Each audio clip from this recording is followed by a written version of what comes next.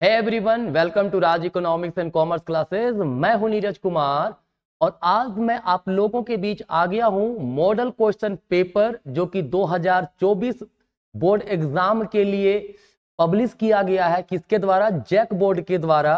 वो सारे क्वेश्चंस को डिस्कस करने, ठीक है।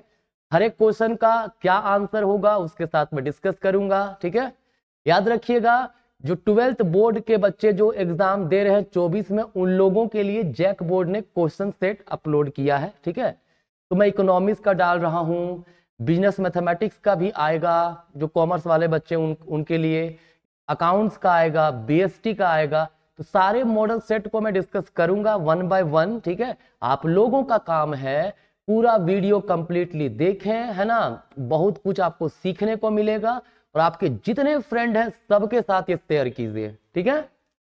तो चलिए शुरुआत करते हैं हम लोग। आज का पहला क्वेश्चन कहता है, which of the following curve shows the maximum output combination of two goods by using optimum allocation of resources. मतलब वो कौन सा वक्र होता है जो दो वस्तुओं के अधिकतम उत्पादन को दर्शाता है। जितने भी हमारे पास संसाधन हैं उन संसाधनों का प्रयोग करके, उसका यूज करके मैक्सिमम जो प्रोडक्शन कर सकते हैं, वैसा कर्व कौन सा कर्व होता है। तो आप लोग पढ़े होंगे चैप्टर 1 इंट्रोडक्शन चैप्टर में ही कि एक कर्व होता है जिसको बोलते हैं पीपीसी। क्या बोलते हैं? पीपीसी। पीपीसी का मतलब क्या होता है? ये ऐसा कर्व है जो दो वस्तुओं के विभिन्न संयोगों को दर्शाता है, different combination of two goods which can be produced with the maximum utilisation of the resources. मतलब जितने भी संसाधन हैं उन संसाधनों का अधिकतम प्रयोग करके जो वस्तुओं को उत्पादन कर सकते हैं उसे दर्शाता है कौन? पीपीसी, ठीक है। जैसे हम यहाँ पे जितने भी हमारे पास संसाधन है, ठीक है, अगर x का x1 प्रोडक्शन कर रहे हैं, y का y1 कर रहे हैं, अगर हम ये पॉइंट ए पे कर रहे हैं, पॉइंट बी पे चले जाएं, तो यहाँ पे क्या होगा? x का प्रोडक्शन जब बढ़ाएंगे तो y का प्रोडक्शन घट जाएगा, ठीक है।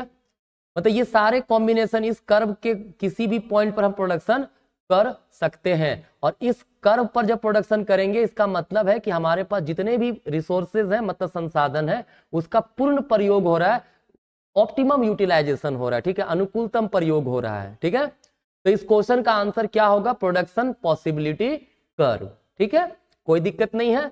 चलिए आगे बढ़ते हैं।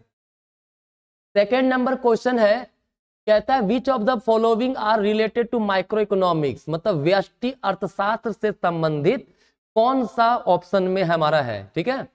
पहला है बाजार कीमत में, तो बाजार में किसी वस्तु की कीमत का निर्धारण कैसे होता है, मतलब प्राइस का डिटर्मिनेशन डिफरेंट मार्केट में कैसे होता है। देखिए सबसे पहले समझ लीजिए आप लोग थोड़ा सा, जब भी माइक्रो इकोनॉमिक्स की बात करते हैं तो माइक्रो इकोनॉमिक्स का मतलब क्या होता है? जो इंडिविजुअल का स्टडी करता है। किसका स्टडी करता है? इंडिविजुअल का स्टडी करता है। इसके अंतर्गत हम लोग कंज्यूमर का थ्योरी पढ़ते हैं, है ना। इसके अंतर्गत हम लोग प्रोड्यूसर का थ्योरी पढ़ते हैं। इसके अंतर्गत हम लोग मार्केट और मार्केट के अंदर फर्म वगैरह के बारे में पढ़ते हैं, ठीक है। इसको प्राइस थ्योरी भी बोला जाता है, मतलब कीमत सिद्धांत का सब्जेक्ट भी बोला जाता है, ठीक है। तो ऑब्वियस सी बात है मार्केट में प्राइस कैसे डिसाइड होगा, ये माइक्रो इकोनॉमिक्स का के अंतर्गत आता है। देश में संसाधनों का विनिधान कैसे हो, मतलब एलोकेशन कैसे हो, ठीक है, रिसोर्सेज का, ये मैक्रो इकोनॉमिक्स का है, समष्टि अर्थशास्त्र का है, तो ये हमारा ऑप्शन नहीं होगा, ठीक है। तीसरा, एक फर्म का कुल निर्गत स्तर, मतलब उत्पाद स्तर, एक फर्म का जो टोटल आउटपुट है वो लेवल का डिटर्मिनेशन। तो प्रोड्यूसर के बारे में माइक्रो में बात होता है ना, तो ये भी हमारा आंसर होगा माइक्रो।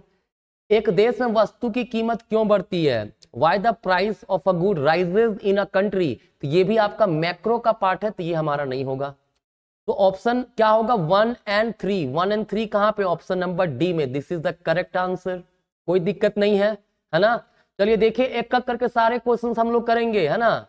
आप लोग ध्यान से देखते जाइए और शेयर कीजिए जरूर अपने दोस्तों के साथ, ठीक है। चलिए तीसरा क्वेश्चन है, कहता है in which of the following unit utility can be measured. मतलब उपयोगिता को कैसे मापा जा सकता है, कौन सा विधि है? किलोमीटर? जी नहीं। लीटर? नहीं। ग्राम? नहीं। ये तो ग्राम वजन के लिए है, किलोमीटर डिस्टेंस के लिए है, लीटर भी जो है मापने का तरीका है लिक्विड फॉर्म का, ठीक है। तो रुपीज बचता है, बिल्कुल। कहता है अगर मान लीजिए कि हम लोग पढ़े हैं ना, उपभोक्ता संतुलन कहाँ पे होता है, उपभोक्ता कहा जाता है, संतुलन होता है जब सीमांत उपयोगिता और उसकी कीमत, मतलब मार्जिनल यूटिलिटी और उसकी कीमत दोनों बराबर हो, ठीक है।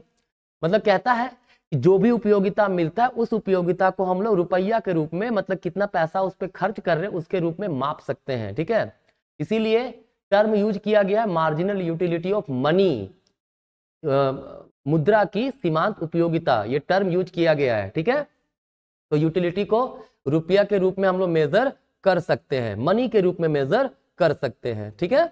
चलिए नेक्स्ट है, कहता है if the elasticity of demand of a good is 2, मतलब इलास्टिसिटी ऑफ डिमांड कितना है, ये हमारा 2 है, ठीक है।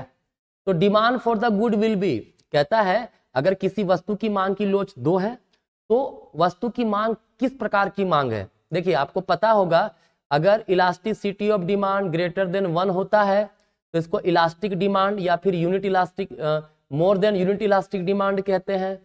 ईडी अगर लेस देन 1 है तो इसको हम लोग इन इलास्टिक डिमांड बोलेंगे या फिर लेस देन यूनिट इलास्टिक बोलेंगे, ठीक है। ईडी बराबर अगर 1 है तो इसको यूनिट इलास्टिक बोलते हैं या इकाई लोचदार मांग। अगर ईडी इक्वल 0 है तो इसको परफेक्टली इन इलास्टिक बोलते हैं, पूर्णतः बेलोचदार। और अगर ईडी बराबर इनफाइनाइट हो तो क्या बोलते हैं, पूर्णतः लोचदार, ठीक है। पूर्णतः लोचदार मतलब परफेक्टली इलास्टिक, ठीक है। तो इलास्टिक का मतलब यहाँ पे कौन सा ऑप्शन है हमारा दिया हुआ है, ईडी बराबर 2 है ना, मतलब सीधी सी बात है 1 से बड़ा है तो इलास्टिक होगा, option number B correct answer, कोई दिक्कत नहीं है। चलिए आगे बढ़ते हैं। क्वेश्चन नंबर 5 कहता है, यहाँ पे देखिए बड़ा इंपॉर्टेंट क्वेश्चन है, the preference of a consumer is monotonic, मतलब कोई भी कंज्यूमर जो है वो मोनोटोनिक प्रेफरेंस देता है, मतलब एक दिष्ट अधिमान है उसका। एक दिष्ट अधिमान का मतलब हुआ कि एक ऐसा बंडल सबसे ज्यादा जिसमें गुड्स रहता हो, ठीक है।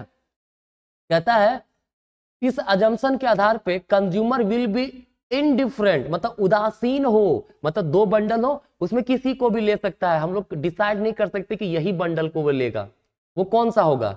देखिए ए हमारे पास है 3 4, मतलब एक्स का 3 वस्तु, वाई का 4, बी पे दिखा रहा है 6 और 7, ठीक है। सी दिखा रहा है 1 और 2, डी दिखा रहा है 5 और 2, ठीक है। तो ध्यान से देखिए सी तो होगा नहीं क्योंकि सी में बाकी सबसे कम है, एक्स का भी सबसे कम है, वाई का भी सबसे कम है, तो ये तो होगा नहीं क्योंकि मोनोटोनिक प्रेफरेंस ज्यादा की ओर जाएगा वो। बी जो है, बी में एक्स भी सबसे ज्यादा, वाई भी सबसे, तो इसको सेलेक्ट कर सकता है क्योंकि ये सबसे ज्यादा सेटिस्फेक्शन देगा, ए सी डी तीनों से ज्यादा देगा। लेकिन सवाल हमारा क्या है, सवाल कहता है कि जो उपभोक्ता है उदासीन रहना चाहिए, मतलब 2 ऐसा बंडल यहां पे है जिसमें कंज्यूमर डिसाइड नहीं कर पाएगा कि हम ए को ले कि किसको ले, कोई भी ले सकते हैं। अब देखो ए को ध्यान से देखिए, डी को देखिए, अगर ए को देखिएगा तो एक्स 3 है तो डी में एक्स 5 है, मतलब एक्स ज्यादा किसके पास है, डी के पास है। वाई अगर देखे तो ए में वाई 4 है, डी में वाई 2 है, मतलब वाई इसके पास ज्यादा है। तो कंज्यूमर ए और डी दोनों में से किसी को भी सेलेक्ट कर सकता है, इन दोनों के बीच उदासीन रहेगा, वो नहीं कह सकता है कि ए ज्यादा सेटिस्फेक्शन दे रहा है या फिर डी दे रहा है, क्योंकि एक में एक्स ज्यादा है तो दूसरे में वाई ज्यादा है, तो इन दोनों के बीच क्या रहेगा, उदासीन रहेगा, ठीक है। तो हमारा आंसर क्या होगा, ए और डी कौन सा है, ऑप्शन नंबर सी, ठीक है। सी इसलिए नहीं चुनेगा क्योंकि दोनों में सबसे कम है, बी इसलिए यहां आंसर नहीं होगा क्योंकि बी तो डिफरेंट हो गया, वो उसमें उदासीन नहीं। अगर कंज्यूमर चाहेगा तो हमेशा अगर ये 4 ऑप्शन रहे एक चुनना हो तो वो तो बी को ही चुनेगा, ठीक है। लेकिन यहां पे सवाल है कि उपभोक्ता किन 2 बंडलों के बीच उदासीन है, ठीक है, किन बंडलों के बीच उदासीन मतलब इनडिफरेंट है, मतलब जो एक जैसा हो, डिफरेंट ना हो, तो इसीलिए ए और डी के बीच में सेलेक्ट करेगा, ठीक है। चलिए नेक्स्ट 6ठा नंबर इसी में दिया हुआ है, example of complementary goods. Complementary मतलब पूरक वस्तुएं जिसका प्रयोग एक साथ होता हो, जैसे car and petrol, ink and pen, ठीक है, ये सब चीजें। तो देखिए यहाँ पेन एंड इंक दिया हुआ, option number B correct answer यही हो गया। टी एंड कॉफी क्या होगा, सब्स्टिट्यूट गुड्स होगा, याद रखिएगा, ठीक है। अगर हम बात करें पेन एंड शूज का तो इसमें कोई रिलेशन नहीं है, ठीक है। रसगुल्ला एंड गुलाब जामुन ये अलग अलग चीजें हैं, ठीक है, इसका कोई रिलेशन नहीं। तो हमारे पास कलम और स्याही होगा, ठीक है। चलिए क्वेश्चन नंबर 7 है, कहता है generally the shape of average product curve. अगर आपको याद होगा तो एवरेज ये हमारा होता था टीपी, कुल उत्पाद वक्र, ठीक है, उत्पादन फलन प्रोडक्शन फंक्शन में पढ़े होंगे आप लोग। ये एमपी होता है, ठीक है, और ये हमारा एपी होता है। तो ये कैसा होता है, उल्टा यू के आकार का है कि नहीं है, उल्टा यू है ना, यू ऐसा होता है ना, यू ऐसे होगा लेकिन उसका उल्टा है, ये एपी उल्टा है, ठीक है। तो आंसर क्या होगा, D number, inverted U shape, या फिर बोलिए उल्टे यू आकार का। कोई दिक्कत नहीं है। चलिए बढ़ते हैं नेक्स्ट क्वेश्चन की ओर। क्वेश्चन क्या कह रहा है, 8 नंबर क्वेश्चन है, इन द प्रोडक्शन फंक्शन, मतलब किसी उत्पादन फलन में अगर फैक्टर्स आर इंक्रीज ट्वाइस, मतलब जो उत्पादन के साधन है उसको 2 गुना बढ़ाया जाए, then how much the output will change, ठीक है। क्या कह रहा है, देखो ध्यान दीजिएगा, स्थिर पैमाने का उत्पादन फलन है, मतलब कांस्टेंट रिटर्न टू स्केल है, और वहां पे अगर फैक्टर्स को, उत्पादन के साधन को 2 गुना बढ़ाया जाए तो इसके कारण उत्पाद कितना बढ़ेगा, याद रखिएगा, है ना, कि कांस्टेंट रिटर्न टू स्केल कहता है, स्थिर पैमाने का प्रतिफल कहता है जितना गुना साधन बढ़ाया जाएगा उतना ही गुना क्या बढ़ेगा, उत्पादन बढ़ेगा, आउटपुट बढ़ेगा, ठीक है। तो कितना बढ़ा है, 2 गुना बढ़ा है, ट्वाइस, ठीक है। तो ऑब्वियस सी बात है उत्पाद भी 2 गुना ही बढ़ेगा, आंसर हो जाएगा 2 सी, 2 गुना, 2 टाइम्स, ठीक है।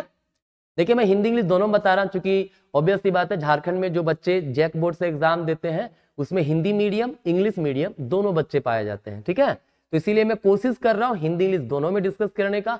अगर आपको समस्या होगा तो आप कमेंट करके मुझे बताइएगा, मैं जरूर उसका कुछ ना कुछ सॉल्यूशन निकालूंगा, है ना। क्वेश्चन नंबर 9 है, ये जो हमारे पास एवरेज फिक्स्ड कॉस्ट है ये हमारा दिया हुआ एएफसी, ठीक है, क्लियर है, ये है एएफसी, ठीक है। इसमें ओएबीसी, ओए हमारा जो ओएबीसी है ये कहता है क्या है, ये क्या दिखाता है, ठीक है, ध्यान से सुनिएगा। यहां पे ओसी उत्पाद है, ओए क्या है, ओए हमारा औसत स्थिर लागत है, औसत स्थिर लागत कितना है, ओए है, और उत्पाद कितना है, ओसी है। तो अगर ओए इंटू ओसी कर दें तो आएगा ओएबीसी, क्या आएगा, ओएबीसी। इतना गुने इतना करेंगे तो पूरा रेक्टेंगल हमारा आ जाएगा, पूरा आयताकार, ठीक है। ये क्या है, जब हम लोग एएफसी और उत्पाद को गुना करते हैं, क्या गुना करते हैं, एएफसी उत्पाद को गुना करते हैं तो हमारा बन जाता है टीएफसी, कुल स्थिर लागत। कैसे, अगर आपको याद हो तो एएफसी का फॉर्मूला क्या होता है, टीएफसी बाय क्यू। तो टीएफसी बराबर यहां से क्या होगा, देखो तो दोनों गुना होगा, क्यू इंटू एएफसी होगा कि नहीं होगा। यहां उत्पाद ओसी है, एएफसी ओए है, दोनों को गुना कर दिए तो बना क्या, ओएबीसी, जो कि है हमारा क्या, कुल स्थिर लागत। तो आंसर कौन सा होगा, ऑप्शन नंबर डी। कोई दिक्कत नहीं होना चाहिए यहां तक। चलिए 10वां क्वेश्चन कहता है the number of firms in perfectly competitive market, मतलब पूर्ण प्रतियोगी बाजार जो होता है उसमें फर्मों की संख्या कितनी होती है, बहुत अधिक होती है। क्योंकि आपने पढ़ा होगा पूर्ण प्रतियोगिता बाजार में अनेक फर्म अनेक क्रेता दोनों होते, क्रेता विक्रेताओं की संख्या बहुत ज्यादा होती है, अनेक होती है, ठीक है, अत्यधिक। तो यहाँ पे ऑप्शन के अकॉर्डिंगली ऑप्शन नंबर डी, अत्यधिक, लार्ज नंबर। अगर सिर्फ एक मार्केट हो, एक फर्म हो तो उसको बोलते हैं मोनोपोली, मतलब एकाधिकार। अगर 2 हो तो उसको क्या बोलते हैं, अगर किसी मार्केट में 2 फर्म है तो उसको बोलते हैं डुओपोली, द्वयाधिकार। अगर कुछ फर्म है मार्केट में तो उसको ओलिगोपोली कहते हैं, मतलब अल्पाधिकार। ठीक है, तो आंसर हमारा ऑप्शन नंबर डी होगा, कोई दिक्कत नहीं। चलिए 11 नंबर कहता है एक पूर्ण प्रतियोगिता फर्म के संतुलन की शर्त क्या है। अगर आपको याद हो मैं याद दिला दूं, पढ़े हैं आप लोग, अच्छी बात है, नहीं पढ़े तब भी मैं शॉर्ट में डिस्कस कर दे रहा हूं। पूर्ण प्रतियोगिता बाजार में ये AR इक्वल्स MR होता है, ठीक है ना। यहाँ पे MC कर्व जो है ये इस प्रकार का होता है, ये संतुलन का बिंदु होता है E, उत्पाद यहाँ पे OQ, ये होगा प्राइस। तो उत्पादन के मतलब संतुलन का दो शर्त है, इक्विलिब्रियम का दो शर्त, क्या, ये पॉइंट E पर देखो MR इक्वल MC है ना, MR इक्वल MC होना चाहिए। MR ये है ब्लैक वाला, रेड वाला MC, तो MR इक्वल टू MC है पॉइंट E पर। और MC must cut MR from below, देखो MC नीचे से काट रहा है ना MR को, तो MC MR को नीचे से काटे, ठीक है। तो according to this option D सही है, MR equal to MC and MC वक्र MR को नीचे से काटे, MC curve cuts MR from below, कोई दिक्कत नहीं। 11 नंबर क्वेश्चन हो गया। ये क्वेश्चन नंबर हमारा 12 है, ठीक है, यहाँ पे लिखा हुआ नहीं है। कहता है एक फर्म द्वारा वस्तु की कीमत में 10% की वृद्धि करने पर उसकी पूर्ति 15% बढ़ जाती है, तो वस्तु की पूर्ति होगी क्या। मतलब जब प्राइस इंक्रीज हुआ कितना 10%, तो सप्लाई इंक्रीज हुआ कितना 15%, ठीक है। तो यहां पे कहता है पूर्ति की लोच, इलास्टिसिटी ऑफ सप्लाई क्या होगा, ध्यान रखिएगा। इलास्टिसिटी ऑफ सप्लाई का फॉर्मूला होता है चेंज इन क्वांटिटी सप्लाइड, मतलब 15% बटा प्राइस कितना 10%, कितना होगा डिवाइड 1.5 होगा।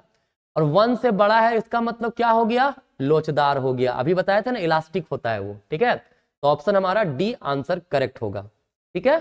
चलिए 13 नंबर क्वेश्चन कहता है, इसमें असर्शन रीजन है, कथन और कारण है, बताना कौन सा कथन सही है गलत क्या है वो। कहता है which of the supply curve of a firm shift toward left, मतलब कहता है एक ये सप्लाई वक्र है, ठीक है, ये किधर आ जाता है, लेफ्ट साइड, मतलब बाईं ओर आ जाता है। Due to imposition of unit of a tax, बिल्कुल देखिए सप्लाई कर्व अभी हमारा यहाँ पे इतना क्वांटिटी सप्लाई हो रहा है OQ, अगर टैक्स इंपोज हो जाए तो उत्पादन लागत क्या होगा, बढ़ जाएगा, ठीक है। क्या होगा, उत्पादन लागत बढ़ जाएगा, और उत्पादन लागत बढ़ने की स्थिति में सप्लाई घट जाती है, ठीक है। तो क्या है, सही है एकदम, असर्शन सही है। रीजन क्या है, marginal cost of a firm increases due to unit tax on goods, मतलब जब टैक्स लगता है तो सीमांत लागत बढ़ जाती है, अभी बताए थे ना, उत्पादन लागत बढ़ जाता है, इसी कारण से ये लेफ्टवर्ड शिफ्ट होगा। तो बिल्कुल दोनों सही है, तो ऑप्शन हमारा क्या होगा, option number C, both A and R R correct and R is the true explanation of A, R जो है कथन का सही व्याख्या है यहाँ पे, ठीक है। तो हमारा आंसर क्या हो जाएगा, हमारा आंसर ऑप्शन नंबर सी हो जाएगा, ठीक है। चलिए 14 नंबर कहता है what is the effect of increase in demand for a goods on equilibrium price, मतलब किसी वस्तु की मांग में वृद्धि होने से संतुलन कीमत पर क्या प्रभाव पड़ता है। देखिए ध्यान से समझिए, हम सीधा डायग्राम से बता रहे हैं, ये डिमांड वक्र है, ये सप्लाई वक्र है, ठीक है, ये क्वांटिटी हुआ, ये कीमत हुआ, ये संतुलित कीमत, संतुलित उत्पाद, ठीक है। कहता है मांग में वृद्धि हो गया, मान लीजिए मांग बढ़ करके D से D1 हो गया, तो कीमत पर क्या प्रभाव पड़ा, तो देखो कीमत अब क्या हो जाएगा, P से P1 हो गया ना, मतलब कीमत बढ़ गया ना, तो क्या होगा, संतुलित कीमत में वृद्धि होगी, ऑप्शन नंबर A, ठीक है। अरे सिंपल समझिए, जब बाजार में बहुत ज्यादा मांग हो, ठीक है, तो उस वस्तु का कीमत बढ़ता है ना, बस वही चीज है। नेक्स्ट क्वेश्चन, बाजार में मांग आधिक्य की स्थिति कब आती है, मतलब एक्सेस डिमांड का सिचुएशन कब आता है। एक्सेस डिमांड का मतलब डिमांड का ज्यादा होना, ठीक है। देखिए जैसे ये डिमांड कर्व, ये सप्लाई कर्व, ठीक है, ये पॉइंट अगर हम बात करें ये इक्विलिब्रियम का पॉइंट है, अगर हम बात करें इस पॉइंट पर, इसके ऊपर वाले पॉइंट पे, तो क्या है, सप्लाई ज्यादा डिमांड कम, तो यहां हो गया एक्सेस सप्लाई। और अगर इस कीमत पे देखें, नीचे वाला कीमत पे देखें, तो डिमांड ज्यादा सप्लाई कम, मतलब इसको बोलते हैं एक्सेस डिमांड, ठीक है। मांग अतिरेक, मांग आधिक्य, है ना। तो डिमांड जब ग्रेटर हो सप्लाई से, तो उस पॉइंट पर क्या होगा, उस पॉइंट पर एक्सेस डिमांड होगा, तो ऑप्शन नंबर सी है, कोई दिक्कत नहीं। चलिए आगे बढ़ते हैं। कहता है 60 नंबर क्वेश्चन, पूंजीवादी अर्थव्यवस्था के संबंध में निम्नलिखित में से कौन सा कथन सत्य है? Which of the following statement about capitalistic economy is correct? ठीक है, तो कैपिटलिस्टिक इकोनॉमी मतलब पूंजीवादी अर्थव्यवस्था का मतलब होता है जहां पे प्राइवेट ओनरशिप होता है, निजी स्वामित्व होता है। तो पहला उत्पादन के साधनों पर निजी स्वामित्व होता है, बिल्कुल पहला ही सही है यहाँ पे। फिर आगे देखते हैं, उत्पादन का उद्देश्य जन कल्याण? नहीं बाबू, जन कल्याण नहीं। पूंजीवादी अर्थव्यवस्था में जो पूंजीपति होते खुद का फायदा देखते हैं। टोटल इंटरफेरेंस ऑफ गवर्नमेंट, सरकार का हस्तक्षेप? बिल्कुल नहीं, पूंजीवादी अर्थव्यवस्था में सरकार का कोई हस्तक्षेप नहीं होता है। ठीक है, श्रमिकों की सेवा का क्रय विक्रय संभव नहीं, there is no possibility of trade of service of labour? नहीं, गलत, बिल्कुल संभावना होती है। ठीक है, तो आंसर हमारा ऑप्शन नंबर ए होगा। ठीक है, चलिए 17 नंबर क्वेश्चन है, कहता है मान लिया जाए कि एक देश में 2 लाख व्यक्ति रोजगार में है तथा 10,000 व्यक्ति कार्य करने की इच्छा रखते हैं लेकिन उसको काम नहीं मिलता है, मतलब 10,000 व्यक्ति बेरोजगार हैं। ठीक है, तो बेरोजगारी दर क्या होगी? देखिए अगर आप मतलब कह रहा है 2 लाख व्यक्ति हैं जो एम्प्लॉयड हैं, 10,000 लोग हैं जो काम करने की इच्छा रखते हैं बट काम नहीं मिल रही है, तो अनएम्प्लॉयमेंट रेट क्या होगा? तो अनएम्प्लॉयमेंट रेट का फॉर्मूला हो जाएगा 10,000 जो अनएम्प्लॉयड लोग हैं, ठीक है, डिवाइडेड बाय 2 लाख लोग क्या हैं? 2 लाख लोग हैं जो काम कर रहे हैं प्लस जो लोग काम नहीं कर रहे हैं। ठीक है, द टोटल लेबर फोर्स है ना, लेबर फोर्स बोलते हैं उसको, इंटू 100 सॉल्व करेंगे इसको तो 4.7% के लगभग आ रहा है। ठीक है, लेकिन यहाँ अप्रोक्स में 5% दिया है तो हम लोग करेक्ट आंसर 5% को लेके चलेंगे। ठीक है, देखिए अगर आपको कोई ऐसा समझा देता है ना इस क्वेश्चन को कि 10,000 बटे 2 लाख कर दीजिए, ठीक है, जो लोग काम कर रहे हैं इंटू 100, बेरोजगार लोग 10,000 बटा 2 लाख कर दो जो काम कर रहा है इंटू 100, तो यहां पे देखेंगे 5% आ जाएगा। बिल्कुल ये गलत आंसर है। ठीक है, ये अनएम्प्लॉयमेंट रेट नहीं है। ठीक है ना, अनएम्प्लॉयमेंट रेट कब होगा? जब जितने लोग बेरोजगार हैं बटे जो बेरोजगार जो काम कर रहे हैं और बेरोजगार दोनों, मतलब पूरा लेबर फोर्स। ठीक है, क्लियर है? तो ये फॉर्मूला आप लोग याद रखिएगा, है ना। शुरुआत में मुझे भी लगा था यहाँ पे कि ऑप्शन 5 क्यों दिया है, फिर कोई बात नहीं, अप्रोक्स में दे दिया गया होगा, है ना, कोई दिक्कत नहीं उससे। ठीक है, चलिए नेक्स्ट है what does the term investment mean in context of economics? अर्थशास्त्र में निवेश शब्द का क्या अर्थ होता है? तो निवेश का मतलब सिंपली होता है ना, जो हमारे पास पूंजी है, कैपिटल स्टॉक है, उसमें वृद्धि होना, increment to the stock of capital goods. ठीक है, मतलब हमारे पास कुछ मशीन्स वगैरह और मशीन्स बढ़ गया, वो इन्वेस्टमेंट हुआ, नए बिल्डिंग्स बन गए, वो इन्वेस्टमेंट हुआ।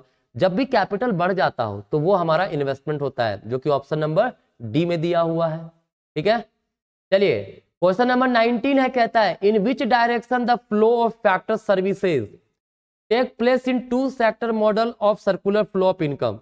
मतलब कहता है आय का चक्रीय प्रवाह का जो 2 क्षेत्र का मॉडल होता है उसमें फैक्टर कारक सेवाओं का प्रवाह किस दिशा में होता है, मतलब फैक्टर सर्विसेज का किधर जाता है उन लोग, है ना।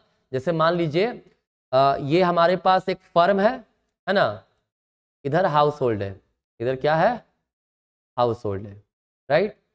तो फैक्टर सर्विसेज मतलब लैंड लेबर कैपिटल कहां से जाता है? हाउस होल्ड से जाता है ना। हाउस होल्ड से कहां जाता है? फर्म के पास जाता है, मतलब परिवार से फर्म की ओर। ठीक है, तो कहीं देखिए परिवार से फर्म की ओर कहीं है, बिल्कुल ऑप्शन नंबर बी में है। तो जो साधन जितने भी कारक सेवा है, साधन सेवा मतलब फैक्टर सर्विस, वो हाउस होल्ड से फर्म की ओर जाएगा। ठीक है, चलिए आगे बढ़ते हैं। क्वेश्चन नंबर 20 है, कहता है ओल्ड एज पेंशन जो होता क्या है ना, वृद्धा पेंशन जिसको बोलते हैं, paid by the government is a part of which of the aggregates? जो गवर्नमेंट पे करती है ओल्ड एज पेंशन, किसमें शामिल किया जाता है? जीडीपी में शामिल नहीं होता है, जीडीपी में सिर्फ फैक्टर इनकम शामिल होता है। फैक्टर इनकम समझ साधन आय, लेबर वगैरह को पेमेंट मिला है ना, इसको ट्रांसफर इनकम को शामिल नहीं किया जाता है, ट्रांसफर पेमेंट को शामिल नहीं करते हैं जीडीपी। ट्रांसफर पेमेंट मतलब हस्तांतरित भुगतान, ठीक है, जैसे ओल्ड एज पेंशन वगैरह। जीएनपी में भी शामिल नहीं होता है, राष्ट्रीय आय में भी शामिल नहीं होता है, पर्सनल इनकम में शामिल होता है। पर्सनल इनकम, फैक्टर इनकम और ट्रांसफर इनकम दोनों ही शामिल होते हैं, ठीक है। चलिए question number 21, which of the following is the universally accepted medium of exchange, निम्नलिखित में से विनिमय का सर्वमान्य माध्यम, मतलब जहां हर जगह पे ये एक्सेप्टेबल है, चेक नहीं, चेक हर जगह एक्सेप्टेबल नहीं होता है ना, बॉन्ड पेपर भी हर जगह एक्सेप्टेबल नहीं है, डिमांड ड्राफ्ट भी नहीं है, ऑब्वियसली बात है मनी होगा, मुद्रा। अब पैसा दोगे कहीं से भी गुड्स एंड सर्विसेज परचेज कर सकते हो, ठीक है। चलिए आगे क्वेश्चन है, ब्याज दर में वृद्धि है ना का मुद्रा की नगदी मांग पर क्या प्रभाव पड़ता है। What is the effect of increment of rate of interest on cash demand for money. देखिए अगर रेट ऑफ इंटरेस्ट बढ़ गया तो हम कैश नहीं रखना चाहेंगे, कैश मनी का डिमांड नहीं करेंगे, उल्टा अगर पैसा हमारे पास है तो उसको बैंक में जमा कर देंगे क्योंकि ज्यादा रेट ऑफ इंटरेस्ट मिल रहा है, तो कैश डिमांड का जो मनी है उसका डिमांड घट जाएगा। मतलब ऑप्शन नंबर बी, मुद्रा की नगदी मांग में कमी होगी, cash demand for money will decrease, ठीक है। चलिए क्वेश्चन नंबर 23 है, कहता है following are the method adopted by central bank to increase supply of money. मतलब मुद्रा की पूर्ति को बढ़ाने के लिए केंद्रीय बैंक क्या उपाय करती है। बैंक दर में कमी बिल्कुल करती है जी। जब बैंक दर में कमी करेगा तो लोन लेना सस्ता होगा, उससे क्या होगा, मुद्रा की पूर्ति मार्केट में बढ़ेगी।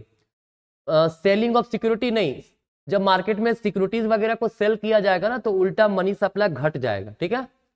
डिक्रीज इन रिजर्व रेशियो, बिल्कुल अगर रिजर्व रेशियो कम कर दिया जाए, रिजर्व रेशियो का मतलब होता है हर कमर्शियल बैंकों को अपने टोटल डिपॉजिट का कुछ पार्ट रिजर्व रखना पड़ता है, ठीक है। उन रिजर्व को अगर कम कर दिया जाए, मतलब घटा दिया जाए, ठीक है, तब भी मनी सप्लाई बढ़ेगा क्योंकि बैंक के पास फिर लोन देने के लिए ज्यादा पैसा बचेगा, ठीक है। तो ऑप्शन ए और सी दोनों होगा, ऑप्शन नंबर सी, ठीक है। चलिए क्वेश्चन नंबर 24 है, which of the following is known as paper tax. ये डायरेक्ट क्वेश्चन है, वेल्थ टैक्स, गिफ्ट टैक्स को पेपर टैक्स कहते हैं, ठीक है। नेक्स्ट है, which of the following is an example of direct tax. Direct tax का एग्जांपल क्या, एक्साइज ड्यूटी इनडायरेक्ट टैक्स है तो एग्जांपल नहीं होगा, आउटपुट टैक्स भी इनडायरेक्ट टैक्स है, सर्विस टैक्स भी इनडायरेक्ट टैक्स है तो ऑब्वियस सी बात है कॉर्पोरेट टैक्स होगा, कॉर्पोरेट प्रॉफिट टैक्स, है ना। तो डायरेक्ट मतलब प्रत्यक्ष कर बोलते हैं उसको, ठीक है, निगम कर, ये डायरेक्ट टैक्स होता है। कहता है नेक्स्ट 26 नंबर, मजा आ रहा होगा आप लोग को, आ रहा होगा कमेंट करके जरूर बताएंगे, ठीक है। अब वीडियो पूरा देखिएगा। चलिए कहता है, if the consumption expenditure of consumer remain unchanged due to change in income then what will be the value of MPC. कहता है इनकम जो है, आय अपरिवर्तित रहा, मतलब उपभोग अपरिवर्तित रहा, उपभोग में कोई परिवर्तन नहीं हुआ। मान लीजिए इनकम हमारा 1000 रुपया था और इनकम 1000 से बढ़ के 2000 हो गया, मतलब आय में कितना वृद्धि हुआ, आय में वृद्धि हुआ 1000, ठीक है। मान लीजिए शुरुआत में कंजम्पशन 400 था और अभी भी 400 ही रहा, कोई परिवर्तन नहीं हुआ कंजम्पशन में, तो चेंज इन कंजम्पशन कितना हुआ, 0। तो एमपीसी का फॉर्मूला होता है ना, क्या होता है एमपीसी का फॉर्मूला, डेल्टा सी बटा डेल्टा वाई, मतलब 0/1000, ठीक है। कितना आएगा, 0 आएगा कि नहीं आएगा, बिल्कुल आएगा जी। तो चलिए नेक्स्ट, मतलब इसका आंसर क्या होगा, 0, ऑप्शन नंबर सी, ठीक है। आगे क्वेश्चन नंबर है 27 जो कि बताता है which of the following is not a component of aggregate demand. Aggregate demand का कंपोनेंट कौन सा नहीं है। एग्रीगेट डिमांड अगर 2 सेक्टर मॉडल है तो कंजम्पशन प्लस इन्वेस्टमेंट होता है, 3 सेक्टर है तो consumption plus investment plus government spending होता है, 4 सेक्टर है तो C plus I plus D plus X minus M, मतलब नेट एक्सपोर्ट, शुद्ध निर्यात। तो उपभोग व्यय शामिल होता है, निवेश व्यय शामिल होता है, निवल निवेश नेट एक्सपोर्ट शामिल होता है, एक्सपेंडिचर फाइनेंशियल एसेट्स नहीं होता है। तो हमारा क्वेश्चन पूछा क्या है, घटक नहीं है, नहीं है मतलब क्या है, ये घटक नहीं है, कोई दिक्कत नहीं। चलिए क्वेश्चन नंबर 28 क्या कहता है, कुल निर्गत में परिवर्तन तथा स्वायत्त निवेश में परिवर्तन का अनुपात क्या कहलाता है। What is the ratio of change in autonomous investment and change in output. मतलब देखो ये तो उल्टा लिख दिया है ना, लेकिन फिर भी कोई बात नहीं, मतलब आउटपुट में इनकम में चेंजेस हुआ किसके कारण, विनियोग में चेंजेस के कारण, तो इसको बोलते हैं मल्टीप्लायर, गुणक, ऑप्शन नंबर सी। मतलब विनियोग में जब परिवर्तन होगा तो उसके कारण अगर आय में परिवर्तन होता है उसको क्या कहते हैं, उसका रेशियो को क्या कहते हैं, उसके अनुपात को क्या कहते हैं, तो उसको गुणक कहते हैं। ठीक है, चलिए 29 नंबर है, what is foreign exchange rate. Foreign exchange rate का मतलब होता है price of domestic currency with respect to foreign currency, मतलब घरेलू मुद्रा का मूल्य विदेशी मुद्रा के सापेक्ष में। ठीक है, तो क्या होगा आंसर, वस्तु की वस्तु में नहीं, गलत, वस्तु की मुद्रा में कीमत, ये भी नहीं, मुद्रा की वस्तु में कीमत नहीं, देसी मुद्रा की विदेशी मुद्रा में कीमत, मतलब वही घरेलू मुद्रा की विदेशी मुद्रा के साथ उसका क्या कीमत है। ठीक है, चलिए 30 नंबर है, वस्तुओं एवं सेवाओं के अंतरराष्ट्रीय लेन देन के संतुलन को क्या कहा जाता है, what is the balance of international transaction of goods and services. ठीक है, अगर इंटरनेशनल मार्केट में, अंतरराष्ट्रीय बाजार में वस्तुओं तथा सेवाओं का व्यापार किया जाए, ठीक है, तो उसको क्या बोलते हैं, उसको बोलते हैं बैलेंस ऑफ ट्रेड। ठीक है, ऑप्शन नंबर सी हो जाएगा। क्लियर है? नहीं, अगर यहाँ पे एक थोड़ा सा ध्यान से देखिए, सिर्फ गुड्स का रहता तो होता बैलेंस ऑफ ट्रेड, यहां गुड्स एंड सर्विसेज दोनों है तो भुगतान संतुलन होगा। आप लोग वैसे इसका आंसर की चेक कर लीजिएगा, है ना, लेकिन आंसर इसका डी नंबर होगा, बैलेंस ऑफ पेमेंट। ठीक है, क्योंकि बैलेंस ऑफ ट्रेड जो होता है व्यापार संतुलन, इसमें सिर्फ और सिर्फ दृश्य वस्तुओं को शामिल किया जाता है, मतलब विजिबल आइटम। विजिबल आइटम का मतलब होता क्या है, गुड्स, है ना, और जो सर्विसेज होते हैं उसको कहां शामिल किया जाता है, अगर बीओपी की बात करें तो बीओपी में गुड्स एंड सर्विसेज दोनों शामिल होते हैं। ठीक है, गुड्स भी शामिल होता है, सर्विसेज भी शामिल होता है, कैपिटल ट्रांसफर भी शामिल होता है, तो आंसर हमारा ऑप्शन नंबर डी होगा, बैलेंस ऑफ पेमेंट। ठीक है, यहां तक कोई समस्या नहीं है आप लोगों को। तो चलिए, आज मैंने जो 30 क्वेश्चन एमसीक्यू था वो डिस्कस कर दिया, ये पार्ट 1 है आपका मॉडल सैंपल क्वेश्चन का। नेक्स्ट वीडियो आएगा तो बाकी जो क्वेश्चंस इसमें बचे हुए शॉर्ट आंसर टाइप है ना, 2 नंबर वाला, 3 नंबर वाला, 5 नंबर वाला, वो भी मैं डिस्कस कर दूंगा नेक्स्ट क्लास में। तो कृपया करके वीडियो पूरा देखें और शेयर करें जितना पॉसिबल हो पाता है। ठीक है, तो चलिए आज कहीं तक मिलेंगे नेक्स्ट क्लास में, तब तक के लिए धन्यवाद।